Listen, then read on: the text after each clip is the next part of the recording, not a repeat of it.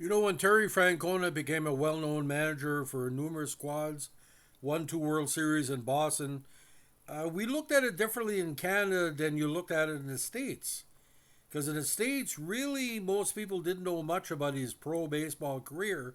But in Canada, he was being considered probably one of the most important cogs of would have been a very strong early 80s contenders for the Montreal Expos. And he came within literally one strike of making it to the World Series in '81 as a part-time infielder and outfielder for the Expos. But what he did in Montreal in the seasons he was there drew a lot of interest because he was a very positive contact hitter. Wasn't driving him many runs, but was batting between 290 and 320 every season. He was with the Expos.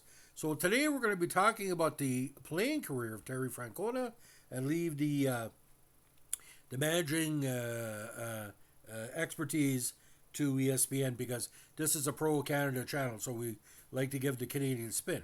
Now, Terry Francona, born Terrence John Francona in Aberdeen, South Dakota, was nicknamed Tito, just like his dad. Again, he played in the National League primarily, and he started his career. Now, born on April 22nd, 59, to Tito Francona, who unfortunately passed away 6 years ago. Tito played outfield for several major league squads between 56 and 70. And Roberta Jackson, who died in 92, and of course he's of Italian descent. Now, he grew up in New Brighton, Pennsylvania, about 30 miles northwest of Pittsburgh, where he got his start in baseball at New Brighton area high school. Now, the Montreal Expos were scouting him at an early age because of his strong collegiate career.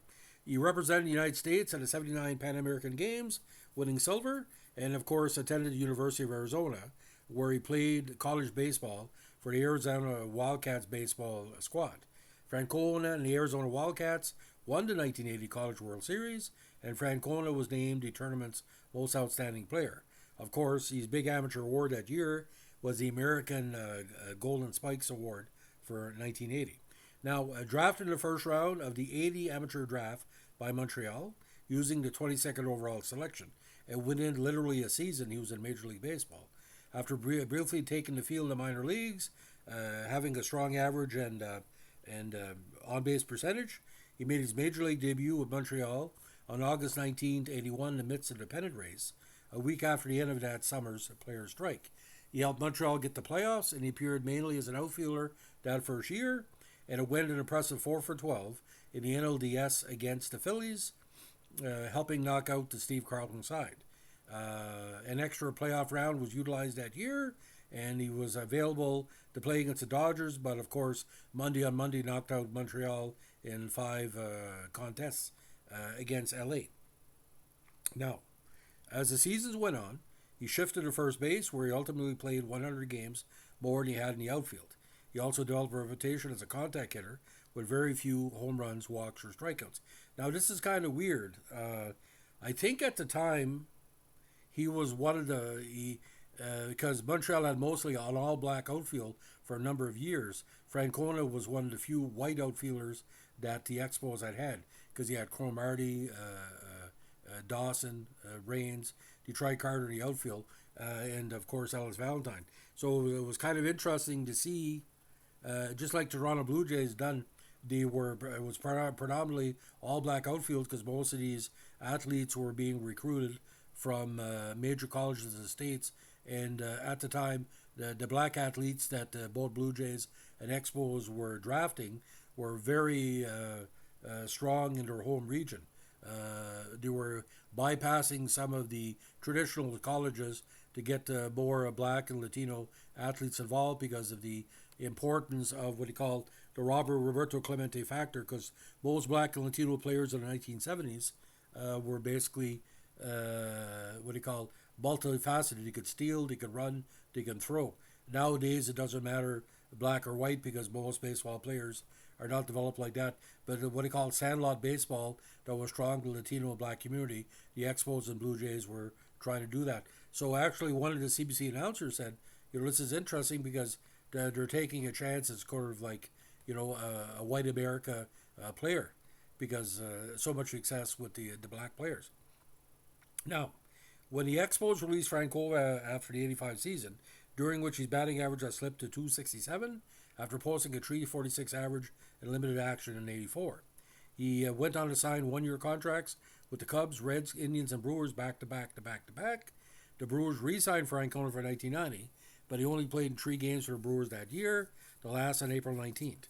In 10 seasons and 708 games, he had an impressive 274 career average, but only 16 home runs and 143 RBIs.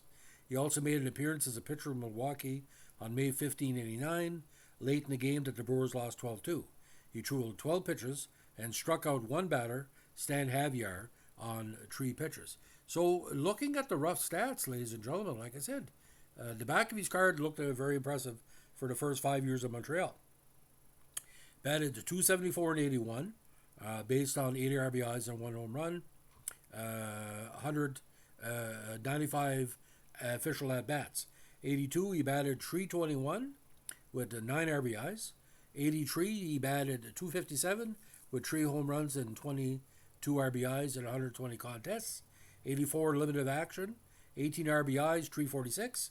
Last year with Montreal in 85, and 281 at-bats at 267 with 2 home runs and 31 RBIs. Sort of like a kind of a platoon like Mulnick's or an Orange anyway. Now 86 with Chicago, batted 250. Then with Cincinnati 87, 227. With Cleveland 88, hit 311. And 232 with Milwaukee in his last partial season. Again, late inning replacement and again, spot duty. Now, 5 years in Montreal total, 7 home runs, 88 RBIs. Now, didn't steal many bases. Actually, his career, he was caught as much as he was successful. But what's interesting here, ladies and gentlemen, the postseason batting. He was given spot duty against the Dodgers, but his NLDS against the Phillies was quite interesting. 12 at-bats, 4 hits, 1 stolen base, 1 caught stealing, 2 bases on balls, 2 strikeouts, and 333. So, if I'm not mistaken, he caught the last out in the Game 5 victory. And that's why a lot of people felt that if you can find like a nice platoon player. But before relying on Cromartie, Valentine, and Dawson in the outfield, Valentine was pretty well gone by 81, to the Mets. We don't know what really happened in Montreal. But Francona, again, very big in the Italian community in Montreal, in Quebec, in Canada. And like I said, a great interview. Now, you watch the way Francona used to manage. Basically, a very easygoing way. Same it was in the player. When he's at the plate, you couldn't really see what he was thinking because he was a very, very quiet hitter. He wouldn't argue very much. And like I said, played like a very, very strong collegiate player. And he overachieved, ladies and gentlemen. He went from being drafted in 1980 straight to Major League Baseball in 81. And although he was an overage rookie, at the time his first season, he was only 22. Still very, very impressive. And handsome as the day is long, like I said. The women loved his white and blue hat and his pearly whites, as we say. So, ladies and gentlemen, that's the story of Terry Francona, the guy that basically made us think of another type of outfield for the Expos into the early 80s. But, of course, Raines showed up and Raines took his place because Raines wasn't really ready until 82. But, my God, what a good time for the Expos back then, ladies and gentlemen, to see a young Francona. We knew he was going to go places. If he would have stayed maybe with the Montreal organization, who knows? I mean, assistant coach of Felipe, maybe Montreal would have stayed longer because that's how much respect Terry Francona had, and everybody in Canada basically believes that Terry deserves everything because what he gave Montreal was 100% effort all the time, and that's what you want from a player like Francona. The family effort was there, the lineage, the quality of the play, the quality of personality. Like I said, but my friend from Quebec said, I used to turn on the TV and I knew what the lineup was going to be. He said as soon as Francona arrived, you didn't know certain games you think he was going to play, you put him in, you get 2 hits. That's just how it goes. But I think what the big problem was, ladies and gentlemen, he was an American League hitter in the National League. He would have been a perfect number 7 for the Blue Jays. And you know how the American League works. He could have had 50 or 60 RBIs with the Blue Jays. See, Blue Jays never took a chance on him either.